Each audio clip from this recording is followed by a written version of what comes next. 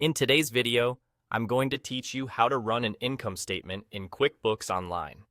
In QuickBooks, the income statement is called a profit and loss report, and it shows your revenue, your expenses, and your net income for a specific period.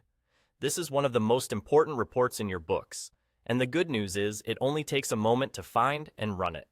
Start by opening your QuickBooks Online company and looking at the left-hand navigation panel. Click on Reports. If your menu is collapsed, hover to expand it so you can see the Reports option clearly. This takes you to the Reports Center, where all the built-in reports live. Think of this area as your reporting hub. At the top, choose the Standard tab. The Standard tab contains QuickBooks ready-made reports that you can run right away without building anything from scratch. It's different from customer management views you may see elsewhere. Standard is where you'll find the default profit and loss options we need. Next, scroll to the Business Overview section. Here, you'll see several versions of the profit and loss report.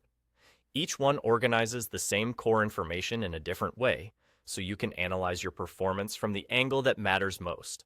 For example, you might see a basic profit and loss by month, by customer, by location, or by class. Choose the one that aligns with how you want to view your data. If you're simply getting a broad snapshot, the regular profit and loss is perfect. If you want to compare trends over time, pick the version by month. If you track profitability for different customers, locations, or classes, those specialized versions will break out your income and expenses accordingly. Once you've decided, click the report you want. QuickBooks will run it and load the results on screen. After it appears, you have your income statement.